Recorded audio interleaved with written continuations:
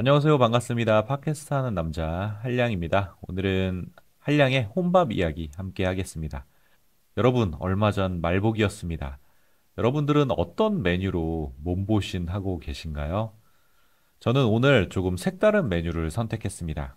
혼자서도 깔끔하게, 그리고 일본 여행 온 기분까지 낼 수 있는 그런 메뉴. 과연 뭘까요? 오늘은 한량의 몸보신 혼밥 이야기를 함께 해보도록 하겠습니다. 여러분 혹시 히츠마부시라는 메뉴를 들어보신 적 있나요? 간단히 말해서 일본식 장어 덮밥인데요.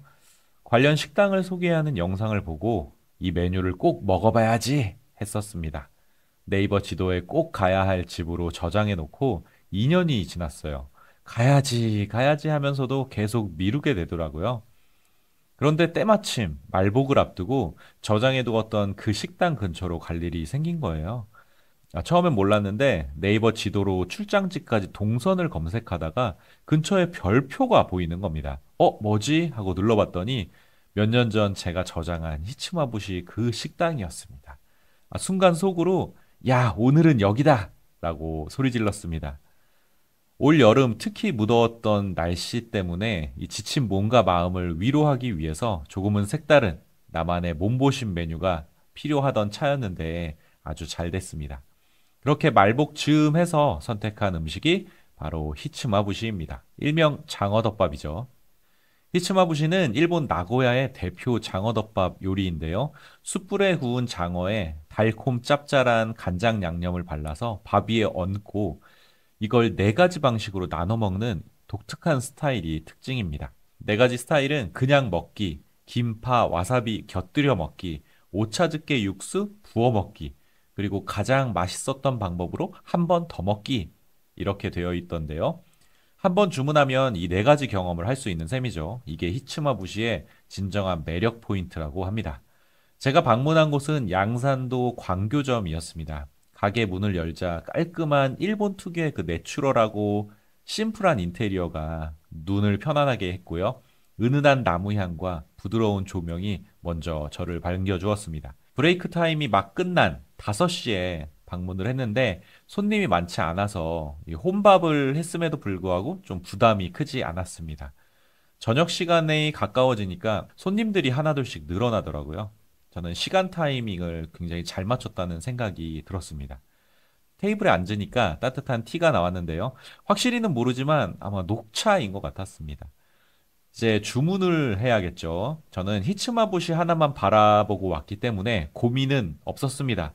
하지만 한 가지 선택을 해야 했어요. 그건 히츠마부시 일반과 특 무엇을 먹을까? 저는 일단 배가 많이 고팠기 때문에 특을 주문했습니다. 보통 일본 음식이 대체적으로 양이 좀 적잖아요. 그래서 특을 시켜야 좀 오늘 배불리 먹지 않을까 하는 생각이 있었던 거죠.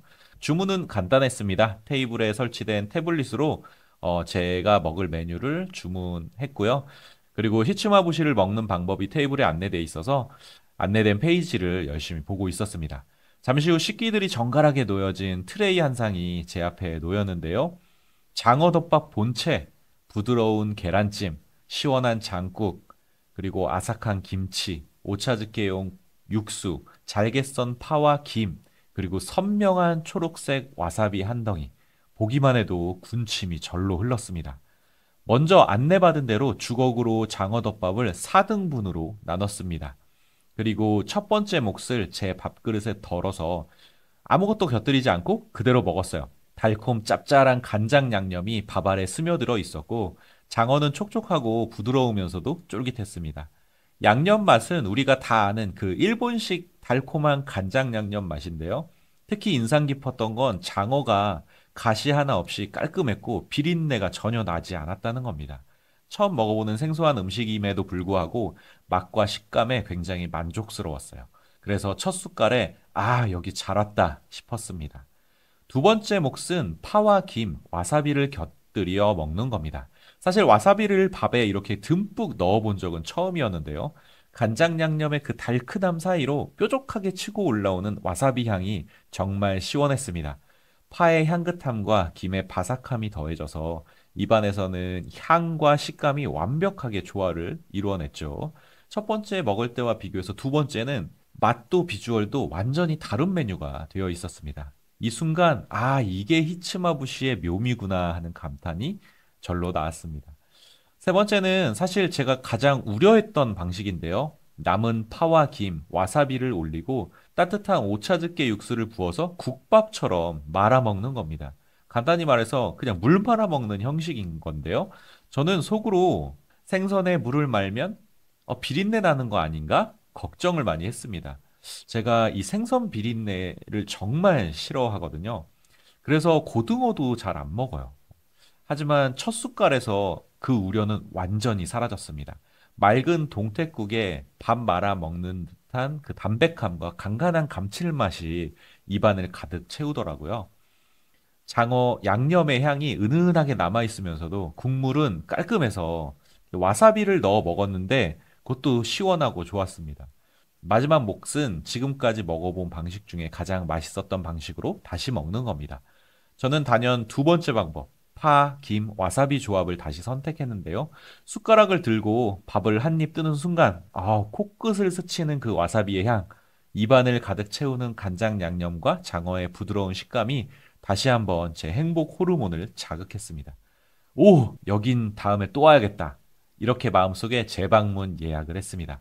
사실 가장 마음에 들었던 것은 한 가지 메뉴였지만 네 번에 조금씩 변하는 맛의 다양성이었는데요. 그래서 이 한 끼 식사로 더욱 풍성한 맛의 경험을 느낄 수 있었던 것 같습니다. 그리고 저는 혼밥을 해서 그런지 차분하고 천천히 그 맛과 향에 집중할 수 있었습니다. 그러면서 이런 생각이 들었어요. 말복이라고 해서 꼭 삼계탕만 먹을 필요는 없구나. 히츠마부시는 혼밥너에게도 새로운 맛을 찾는 사람에게도 그리고 불현듯 일본 여행을 가고 싶은 사람에게도 훌륭한 몸보신 메뉴라는 생각이 들었습니다. 여러분은 어떠신가요? 한여름 무더위를 이겨내는 나만의 보양식이 있으십니까? 여러분들의 이야기도 댓글로 공유해 주시면 좋겠습니다. 오늘 제가 준비한 이야기는 여기까지고요. 들어주셔서 감사합니다. 다음에 만나요. 안녕. 뿅!